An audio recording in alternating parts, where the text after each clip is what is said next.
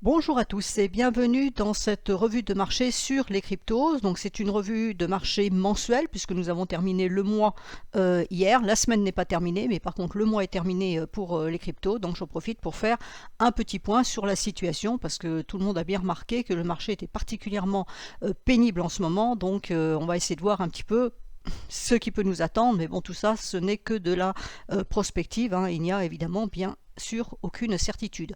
Donc Total 1 qui représente le marché crypto global, sa clôture, bah voilà, elle nous dit pas grand chose en fait. Alors on a eu une bleue au mois de mars, on a une rouge au mois d'avril, d'accord, et puis au mois de mai on a une bleue.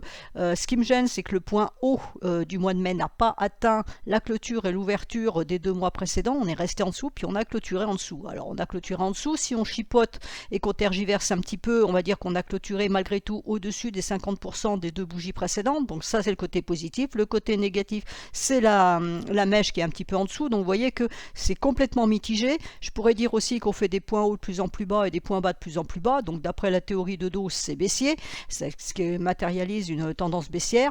Mais en même temps, on a quand même une bougie bleue qui est intéressante. Donc avec ça, eh ben, il faut se débrouiller. Alors, ce que je vois de positif, donc c'est ce que je viens de vous expliquer. On a la LS, la lagging span ici, qui tient pour le moment au-dessus, qui a tenu au-dessus de sa Tenkan, donc quelque part elle ne veut plus baisser. Maintenant attention, donc là le mois vient de démarrer, hein, le mois de juin, donc le mois de juin c'est ici, le mois de juillet, après par contre il n'y aura plus de support, donc si on n'arrive pas à décoller un petit peu, bah, il y aura peut-être un danger de baisser. Donc c'est pour ça que j'aurais une hypothèse. Alors c'est pas tout à fait mon style parce que je déteste les comment dire, les chart patterns, donc les configurations chartistes, c'est pas vraiment mon truc, mais là il y a quelque chose d'assez intéressant, hein. Ça s'appelle une tasse et on pourrait potentiellement faire une anse ici en allant chercher le niveau ici. Donc par exemple, bah voilà, hein, cet été avec la Tenkan qui n'est plus en soutien, donc pendant un mois, 2 mois, voilà les 2 mois d'été, hein, juillet, août, on pourrait descendre ici et venir chercher ce niveau-là pour faire une anse. Alors on peut même descendre un petit peu plus bas. Alors là où il faut faire attention, c'est que le marché crypto va sans doute être très drivé par les élections américaines, puisque maintenant c'est le grand jeu, hein, dans les élections américaines, c'est lequel sera des deux candidats sera le plus pro-crypto, et donc ça risque d'agiter le marché crypto, mais on ne sait pas trop dans quel sens. Alors soit ça l'agite, soit ça le laisse neutre pendant justement jusqu'aux élections américaines, c'est-à-dire globalement jusqu'au mois de novembre. Donc on va aller chercher le mois de novembre. Ça, ici on aura le mois d'octobre, et puis le mois de novembre il va être ici. Alors le mois de novembre, soit ça peut être une cata côté américain, puis on passe ici, si les prix sont descendus ici, on voit qu'on a de la faiblesse ici, ou au contraire, est-ce qu'on fait cette hypothèse de danse, on revient chercher ce niveau-là, voilà, quitte à aller titiller ça, hein, au mois de novembre, et puis on repart à la hausse, parce que ben, celui qui passe, il est pro-crypto, enfin bon, on imagine ce qu'on veut, hein, dans les discours, après le narratif, on met absolument tout et n'importe quoi, ce qui nous arrange en tout cas, et puis ça repart à la hausse, mais de toute façon, il faudra casser ici le dernier point haut pour vraiment valider un potentiel haussier, un bull run, hein. Pour le moment, on n'est pas du tout en bull run. Ça a monté, mais pour le moment, c'est coincé. Et donc, si je mets la vue court terme, pour voir vraiment ce qui se passe ces derniers temps, mais bon, ça vous aura pas échappé, on va dire, hein. Voilà. Donc, on est bien en tendance baissière, hein, quand je vous ai dit que tendance baissière, c'est-à-dire que d'un point de vue de la théorie de Dawes, c'est de la baisse puisqu'on fait des points hauts de plus en plus bas et des points bas de plus en plus bas. Donc, on est bien en baisse, hein. Ça monte pas, c'est une évidence. La LS, elle est coincée dans son nuage, elle n'arrive pas à en sortir. On a un niveau, hein, ici, voilà, le niveau qui est là, de ce plat de Kijun ici. Vous voyez que ça passe par le haut du nuage, ça passe par les prix ici. Donc, on est un coup au-dessus, un coup en dessous, mais globalement on n'arrive pas à s'en dépêtrer. Donc c'est vraiment ce qu'il faudrait surveiller, c'est ça, si on arrive enfin à sortir de là, donc là maintenant de toute façon c'est simple, hein, il faut aller casser le dernier point haut ici pour envisager plus de hausse. Tant qu'on casse pas ce point haut là, il n'y a pas de hausse potentielle, et par contre à la baisse on a un support ici, la Kijun, on a la SSB ici, et puis on a un trou. Voilà, à la mi-juin, hein. Donc quand j'émettais l'hypothèse d'une anse qui pourrait se faire ces mois d'été, ben, ça pourrait commencer déjà à la mi-juin et puis accélérer après en juillet et août. Donc c'est une hypothèse, bien évidemment, ce n'est pas une certitude. Le marché peut rebondir aussi s'il y a une news particulière qui passe dans le marché, hein. Il ne faut pas prendre ça pour certitude, mais pour le moment c'est un petit peu ce que l'analyse technique nous dit, c'est quand même pas très enthousiaste. Alors Total 3 maintenant, donc qui exclut ETH et BTC, donc en mensuel.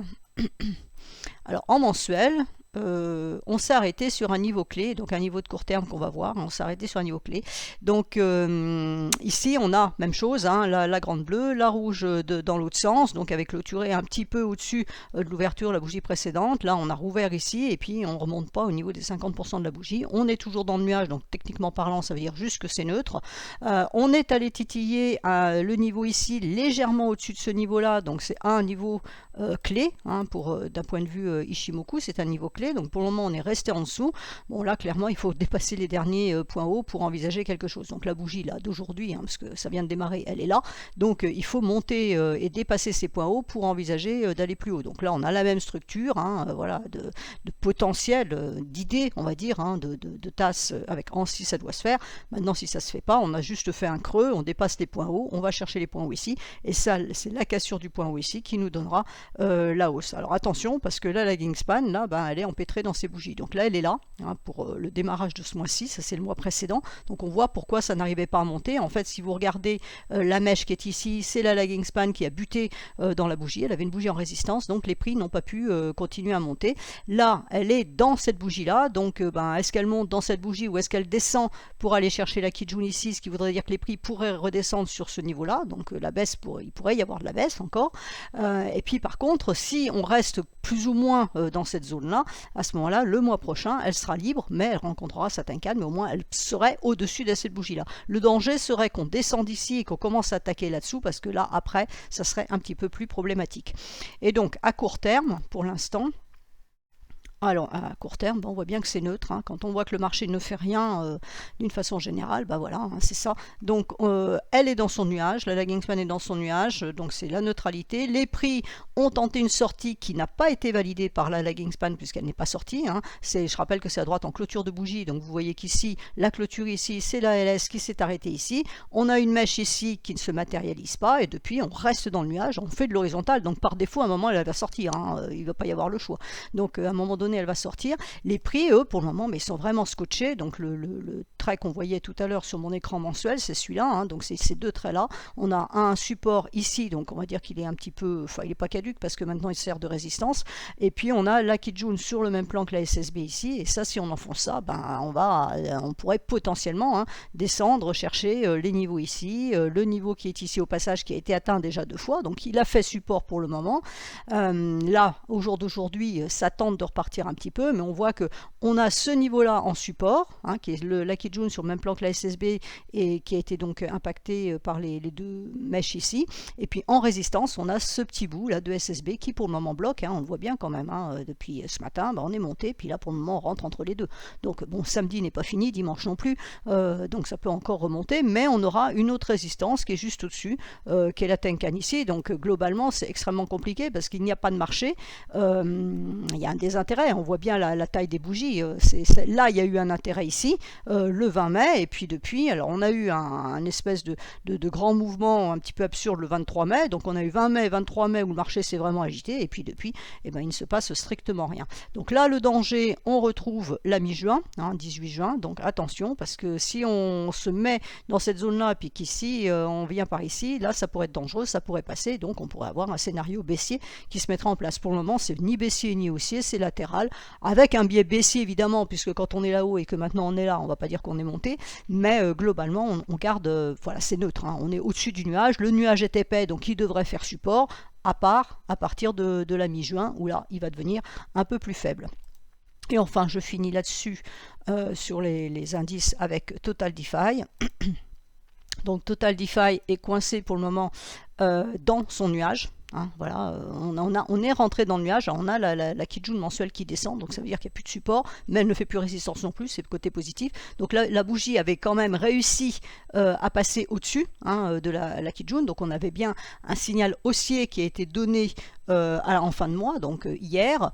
Maintenant, en principe, quand on casse un niveau comme ça, donc on a cassé deux niveaux, la SSB du nuage et la Kijun ici, on doit faire un test de cassure pour valider cette cassure justement. Donc là, en principe, mais bon, c'est pas forcément aujourd'hui ni demain, ça peut être lundi ou ça peut être dans une semaine, il se pourrait qu'on revienne au moins chercher ce niveau-là pour faire le test de cassure, et si on valide, si cette cassure elle est bonne, à ce moment-là, on repartira à la hausse, mais on voit bien que pour afficher un scénario haussier sur cette classe de crypto, il faudra casser le niveau qui est ici, hein, qui est majeur. Alors la LS ce mois-ci, ça va être un peu compliqué.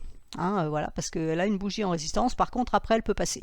Donc voilà, donc ce mois-ci, je suis quand même pas très optimiste. Bon, c'est de la crypto, hein, donc on ne sait jamais ce qui peut se passer.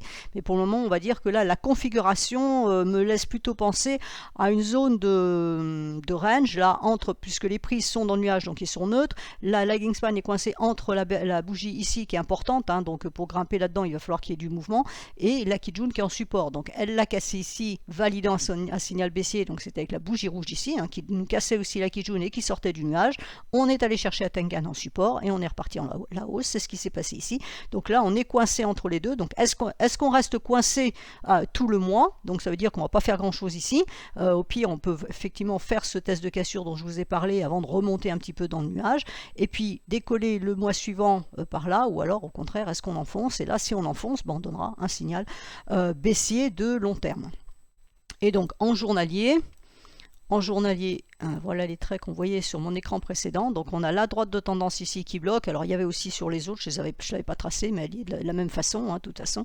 Et puis on a là un passage faible. Alors pour le moment, la LS elle est au-dessus, hein, donc si elle continue à l'horizontale, elle va se retrouver de facto de ce côté-là. Donc ça n'a pas d'intérêt. Maintenant, si on faisait ce fameux test de cassure dont je vous ai parlé, c'est-à-dire revenir sur le niveau de Kijun mensuel dans les jours prochains, par exemple, on pourrait descendre là et potentiellement repasser par ici si ça veut. Et l'idée, c'est justement de ne pas enfoncer cette Kijun mensuelle parce que voilà, ça nous donnera un signal donc baissier de long terme, et on voit que du côté des prix, le problème c'est que la Kijun mensuelle elle s'effondre, donc il n'y a plus de support, donc ça pourrait descendre jusqu'à ce niveau là, aller chercher la Kijun journalière, voire la Kijun hebdomadaire ici, donc il y aurait du potentiel baissier, sauf si ce nuage qui est relativement épais arrivait à faire support.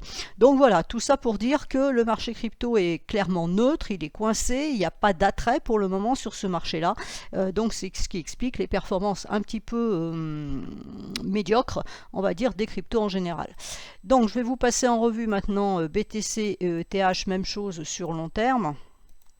Donc en mensuel, ça commence déjà à faire rouge, donc comme ça au moins c'est fait.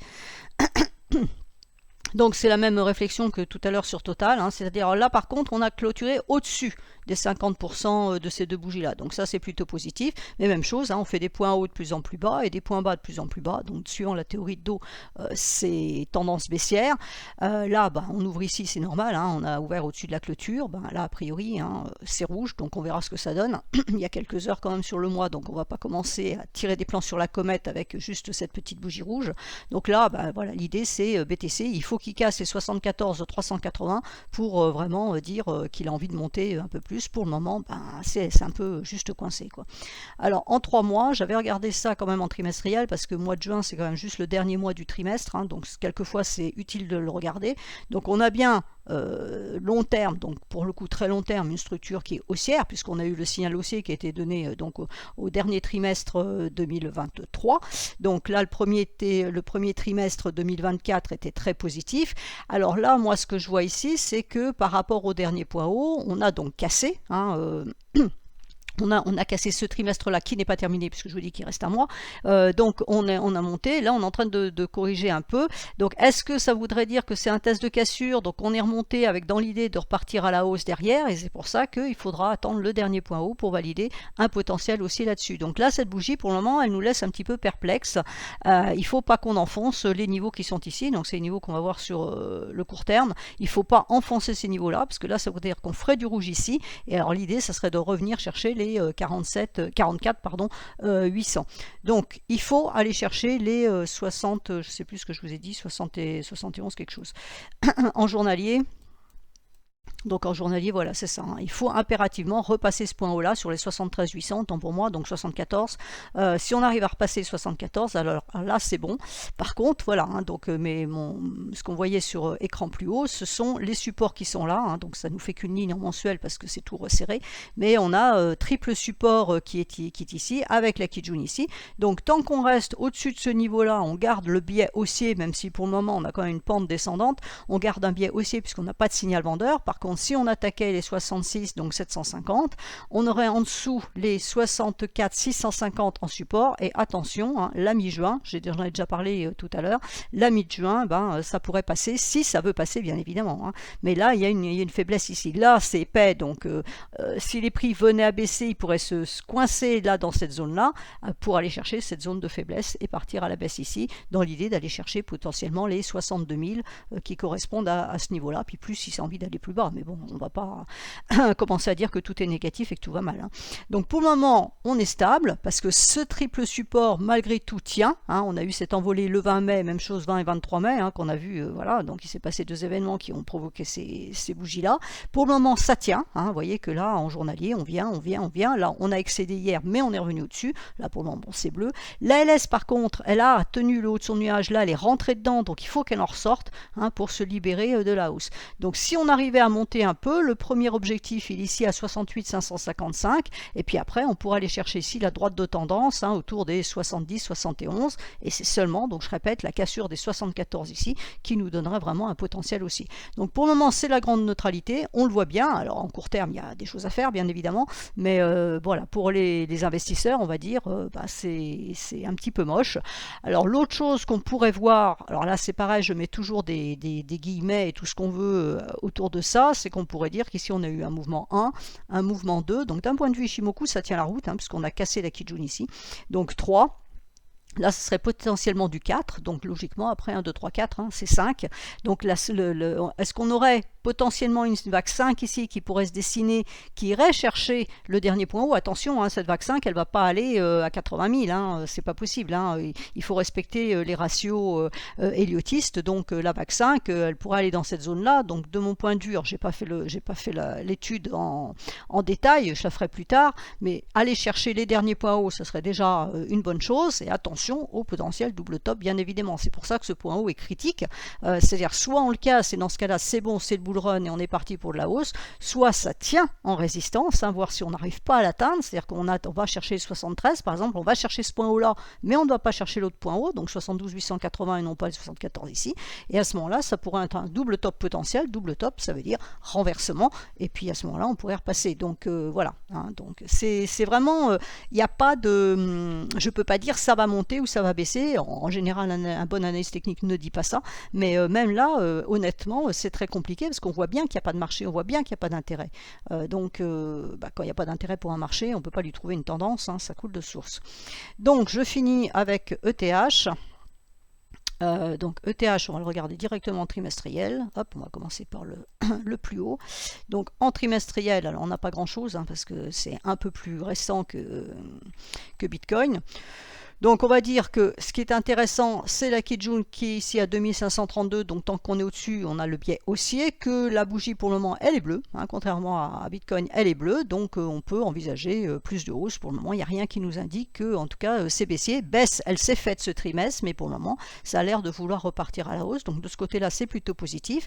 En mensuel aussi, je préfère beaucoup cette structure-là à celle de Bitcoin. Pourquoi? Parce que là, on aurait un avalement. Alors ça c'est pareil, je ne suis pas une grande fan parce que les configurations de bougies marchent moins maintenant, sont beaucoup moins pertinentes, donc il ne faut pas s'y attacher. Néanmoins, on voit bien que si on prend juste sans donner un nom à cette bougie, on voit bien que la bougie bleue ici, elle englobe toute la baisse précédente, c'est-à-dire qu'on a complètement effacé la baisse du mois précédent et on a même clôturé au-dessus, donc on est plus monté ce mois-ci qu'on a baissé le mois dernier, hein, voilà, pour mettre plein de mots en français, c'est un petit peu l'idée.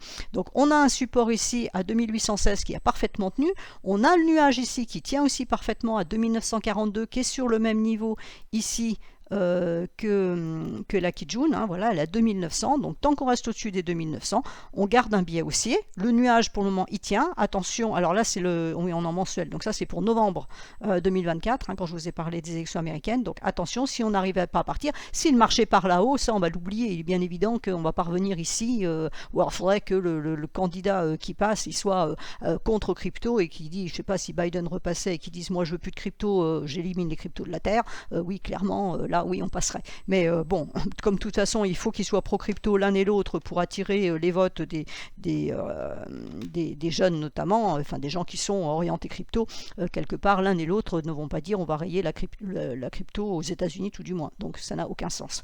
Donc voilà, le support il est là, c'est les 2900 qui sont en support. Maintenant il faut casser le dernier point haut ici qui est à 4080, on va dire 4100.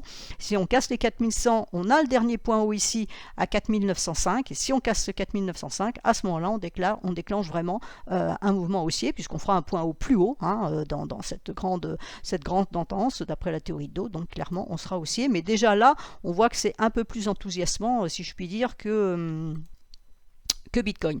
Et donc en court terme, je fais l'impasse sur l'hebdomadaire parce que ça n'apporte rien par rapport au mensuel pour le moment. Donc on a cette droite de sommaire, je ne les trace pas tout le temps, mais quelquefois elles sont pertinentes, et celle-là elle l'était particulièrement sur ETH, parce que vous voyez qu'à chaque fois la LS ici ça ne passe pas, hein, donc ça correspond au prix ici qui n'arrive pas à monter. Donc on a eu cette poussée forte là le 20 mai, hein, toujours 20 et 23 mai, donc le 23 mai on est allé titiller la droite de tendance, mais on est revenu en clôture ici, et cette clôture ici ça correspond à ce petit pic qui est ici, donc c'est la droite de tendance qui tenait. Là on est monté, donc on est vraiment allé tester cette droite de tendance, donc la LS est montée ici, hein, vous voyez avec mon curseur, on a bien la clôture de la bougie qui est au-dessus, et on est repassé en dessous, donc ça c'était pas la bonne nouvelle, il fallait tenir ce niveau-là. Donc la bougie rouge ici était attendue puisque c'était test de cassure ici, mais normalement ça aurait dû rebondir, et ça n'a pas rebondi. Donc on est passé en dessous, donc maintenant il faut recommencer, hein, il faut refaire le travail, il faut recasser à nouveau cette droite de tendance. Donc il faut que la LS elle casse, alors pour aujourd'hui on va dire, allez pour demain, il faut casser les 3845, donc au-dessus de 3850 on va dire qu'elle sera au-dessus, même chose, il faudra refaire le test de cassure et ne pas l'invalider comme ici, hein, le valider pour le coup. Et puis les prix, du coup ça on va pouvoir l'étendre, hein. Voilà, les prix, même chose, il va falloir qu'ils cassent leur droite de tendance ici, donc 3946, 3957, donc on va dire voilà, dans ces eaux là, aller chercher le dernier point haut ici, et c'est seulement la cassure de ce dernier point haut et le point haut suivant qui nous donne les objectifs. Donc là aussi, hein, même chose, on voit bien que à part les 2 jours 20 et 23 mai, depuis ça latéralise, ça fait rien, et attention danger, hein, même chose, là à la mi-juin, on retrouve la même configuration partout, c'est logique.